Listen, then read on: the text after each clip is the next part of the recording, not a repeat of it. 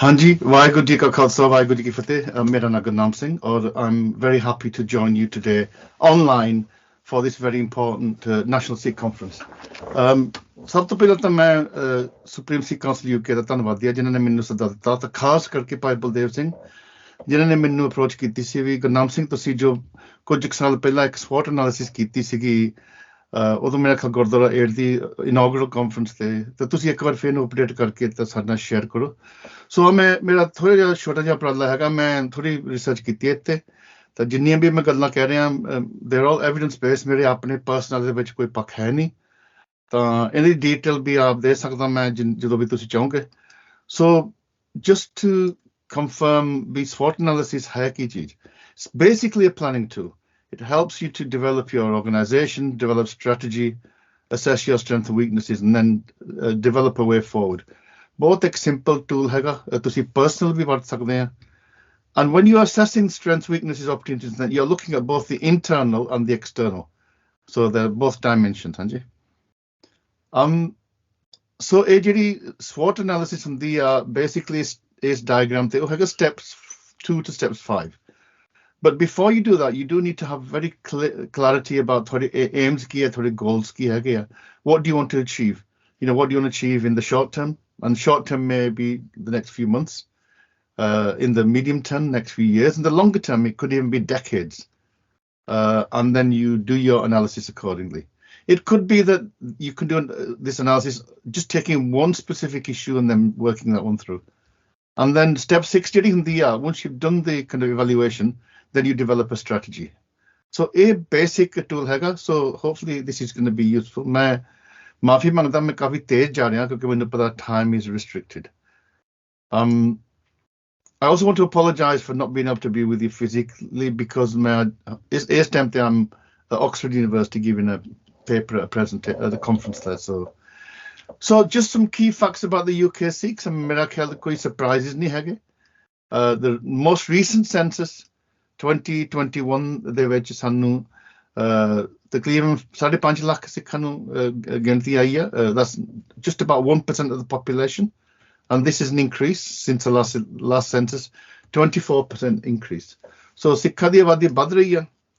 Some people are saying that this is a big underestimation of our population, because there are many undocumented people on there. And then there'll be others who are saying that some Sikhs do not classify themselves as Sikhs. Maybe they would choose other descriptors, maybe non-religious descriptors, or for that matter, other religions like Ravdasi, forget him.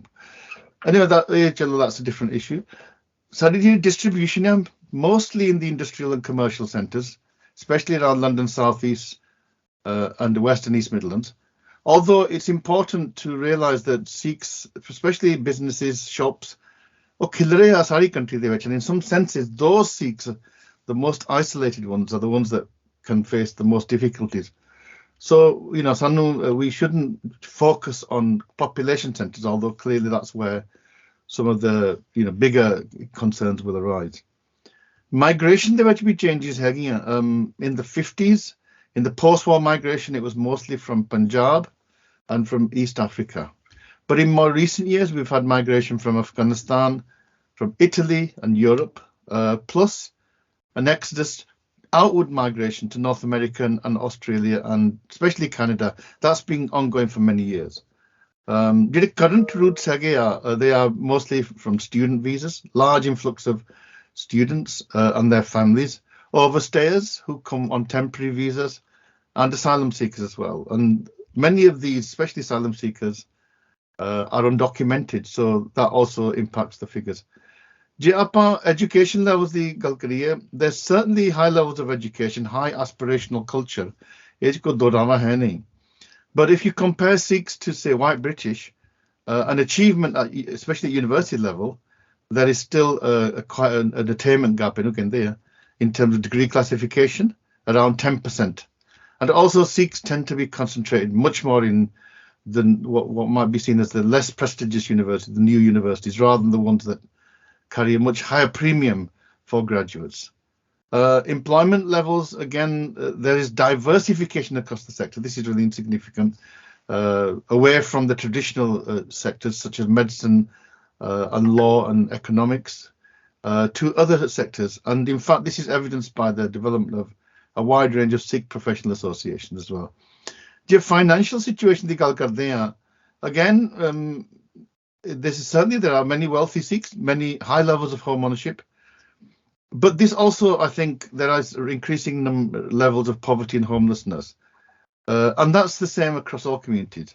And Sikhs, if you look at the British Sikh survey of 2022, it highlights that Sikhs have been significantly impacted by the cost of living crisis, and this is having knock-on effects in terms of income for gurdwaras and other causes as well. And health is another area where Sikhs have a very high prevalence of cardiovascular diseases and diabetes, a high presence of alcohol abuse, and a low take-up of cancer screening programs, low levels of physical activity, low levels of awareness on the causes and disease management. So there's a real big issue there. And this is a study that was done by Birmingham City Council very recently, 2021.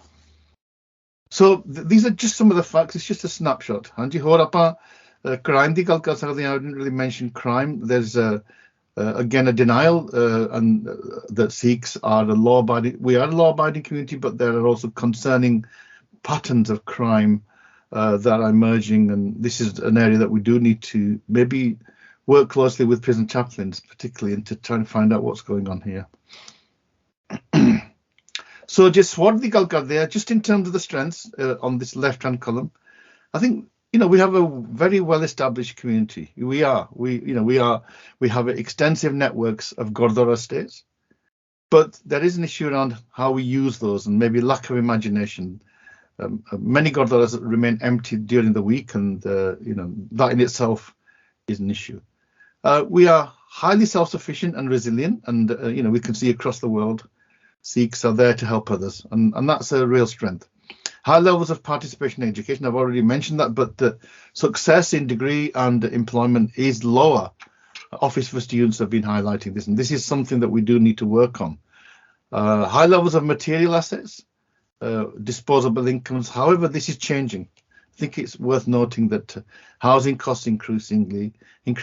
Smaller families, nuclear families, leads to much higher living costs rather than pooling your resources. And and we are generally respected as a law-abiding community, but we can be quickly labelled parents and the Bloom Review report was one case where Sikhs can very quickly be targeted if government policies change or if attitudes are changing. We also have a very buoyant TV and social media, but funding models are not sustainable, and we do need to keep a closer eye on what's happening in that space as well. If we look at weaknesses, significant and growing divisions and fragmentation around belief, caste and political allegiance, data politics and geopolitics more generally, and how that impacts the communities within the UK. And this is one big area of concern that we do need to think about. Despite a number of national Sikh organisations and 2 MPs, we still have very poor representation when it comes to policy making, decision making, and that's an area that needs to be looked at. Significant levels of physical and mental ill health and health generally. I've talked already about that, and growing levels of criminality. There's a real issue around leadership and governance, both within our organisations and management of our gurdwaras. There's a chronic underrepresentation of women and young people, and there are growing concerns around safeguarding issues. And I think that's partly come across by the new generation of Sikhs, new communities who are coming into those gurdwara spaces, who maybe have different values, different attitudes, different experiences of safeguarding than those who were established in this country. So that's a real issue. And there are significant vulnerabilities as well within the Gurdwara management. And I know Gurdwara Aid has been doing quite a lot of work in this area around fraud and even organised crime, and using Gurdwaras for money laundering, etc. So and people trafficking even. More research needs to be done in this area, but that's certainly a perception that the Gurdwaras aren't the kind of places of religiosity that we might expect, and obviously the issues on Beadbi would come in there. There's also the issue of communities who traditionally would have lived around the Gurdwara premises, moving away, dispersing away, or that they are building Gurdwaras in out of town locations, thereby not really in a community, and accessing those through cars and public transport. So this is an issue in terms of like the security of the Gurdwara, particularly when there's nobody there, and of course the issues behind there.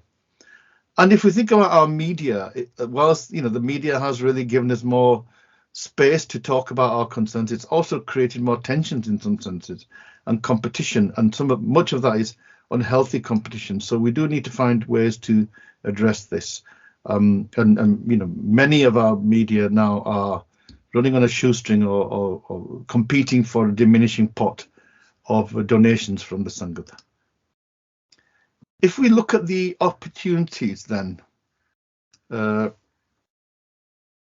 think there is an opportunity to develop much more transparent systems of financial accountability, and also to communicate this with the Sangat much more clearly. I think there's a real gap between how we communicate. It's not enough just to slap a piece of paper on the notice board expecting that that's going to be enough.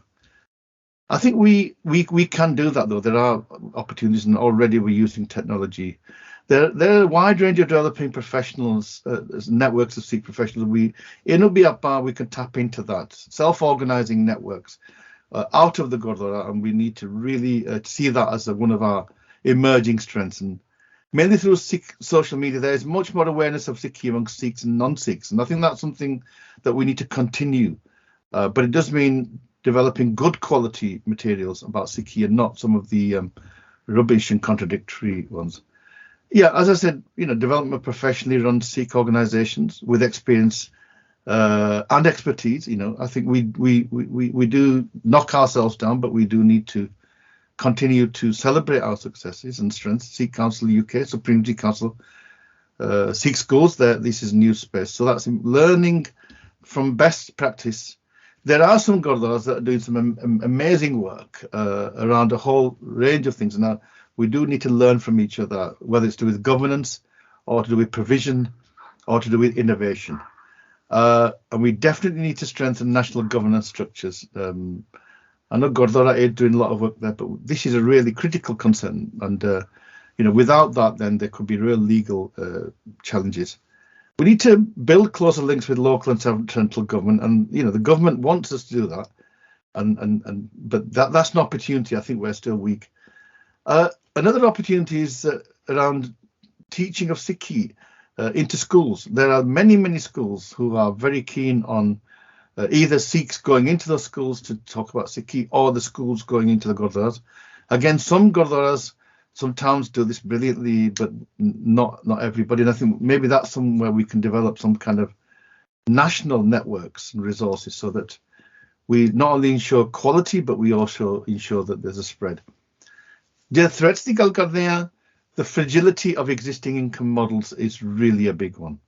And the triangular relationship between weddings, births and death ceremonies and prayer bookings is now going to become weaker, not least because fewer and fewer Sikhs may be doing their weddings within Gurdwaras, or that those weddings themselves are diminishing in numbers. There's certain leakage and diversion of financial asset towards legal challenges. So many Gurdwaras spending so much money on legal concerns, whether it's to do with splits in the committee or other matters. So this is another issue that we need, because that's going to increase. Theological and political differences and rivalries. I think we all know about the conflicts around Maryada. We see some Gurdwaras now where regularly you have other books or granths placed alongside Guru Granth Sahib, which is creating tensions that we have in networks of Deras now, who practice their own Maryada. And again, this is creating confusion amongst the community as to what it is to be a Sikh. What are anti-Sikh practices and what are Sikh practices? And so we do need to develop some spaces, some mechanisms for us to discuss those differences, as well as political differences around issues around Sikh sovereignty, Sikh nationalism and things like that. Criminal groups seeing the weaknesses within our gurdwaras or governance and then infiltrating that for all kinds of activities is a real threat. And we have some high-profile criminal cases that, they might be few and far between, but once they go into the media, that does then actually bring into disrepute the whole sector. Another threat is that young professionals and students, maybe with a more of a secular outlook, who aren't particularly religious, who don't see any value in attending Gurdwara regularly, or certainly not on Sundays. Maybe they don't feel the need to do that. Maybe they just don't feel they get anything out of the Gurdwara. But we do need to see how we can hold on to those people and not simply say these are now lost to Sikhi. ਆਪਾਂ ਨੂੰ ਇੱਕ ਸਮੁੱਚਾ perspective ਬਹੁਤ ਵੱਡੀ ਗੱਲ ਵੱਖਰੀ ਬਣਾਉਣੀ ਪਊਗੀ. Not all Sikhs believe in a deity. Not all Sikhs. In fact, there's an increasing number of Sikhs who see themselves maybe as secular, or they would say that I believe in a spiritual outlook. And you can see some pracharaks now as well, who focus much more on the kind of spiritual aspects, on the kind of health aspects, rather than necessarily on the traditional view about God and how you might achieve God. And threats in social media, YouTube and broadcast media as well. I think that again, these places are good for disseminating information, but also for misinformation, and that in itself can create conflicts. So just quickly going on, last slide, how do we go forward then? I think like all community and organizations, Sikhs no challenges ਹੈਗੇ ਆ, but ਸਾਡੀ ਜਿਹੜੀ identity ਵਿਲੱਖਣਤਾ ਕਰਕੇ maybe Sikhs are facing challenges which are maybe even more greater on a number of fronts. I think we have challenges in terms of culture. How do we navigate the fact that, wherever somebody lives, wherever Sikhs are, they will inevitably take on the local culture. We can't have this siege mentality that, no, we shouldn't engage with local culture. We need to figure out our theological disputes. I'm not saying that we going to create consensus on everything, or that we're all going to believe the same thing. Maybe that's not the way forward, but we need to develop a way of respecting each other, even though we have differences. Economically, the community is going to face lots of challenges, and legal as well. But the important thing is that standing still is not an option. If we just stand still or move slowly, we will be left behind, and that could be disastrous. We need to professionalize both the ways we govern our institutions and how we interact with policymakers. And that's straightforward. I think that, we can't just do things desi style. I think that those days are gone. And whilst the third and fourth generation of Sikhs are less inclined to participate in Gurdwara management, that doesn't mean they're not interested in Sikhi. And in fact, they access Sikhi through a whole lot of other ways. We need to be less Gurdwara centric in that sense when it comes to Sikhi prachar. We need to be much more outward looking rather than inward looking. We need to move away from the existing model of staffing granthees, Gurdwaras with granthees imported from India. That's a cheap model, but it's not going to serve the needs, and we need to grow our own pracharaks and granthees who are very proficient in English language. I think that has to be an absolute must. We need to find new ways of bringing our bodies together. I'm not saying that we collapse the bodies, although there might be some argument for rationalizing, but we need unity of purpose so that we can speak with one voice when it really matters. And here I think that these roles that are emerging of professionals and associations, Sikhs in law, Sikhs in academia, Sikh doctors and dentists, etc., Sikh peer, we need to be able to see those as part of a wider network that we can all connect with, rather than seeing these organizations as threats, which is what we tend to do. Though the Sikh struggle in India remains significant for many UK Sikhs, and it is, and it's personally a case, and we should never forget that. We can't let this deflect our own attention on the real issues facing Sikhs in the UK. I think that's really critical. I think that overly focusing on what's happening out there means that we take our eye off what's happening more closer to home. And after decades of expansion, I think we do need to instigate a conversation as to how can we now, if not rationalize, how can we bring our Gurdwaras together to act in a way that supports each other. maybe fewer institutions, but really great institutions is a much better model than having many dysfunctional institutions. And you can see that in terms of the commercial sector, in terms of corporations, where there's constant rationalization, reorganization. I think that again we need to think about that. So, mere vichar sama bahut ghat saga. I think I've gone over, some maafi mangda. But hopefully अगले साल आप जी मैं in body में जुड़ूंगा. So बोल दें तो भुल चुक माफ करना जी. वाहिगुरू जी का खालसा, वाहिगुरू जी की फतेह.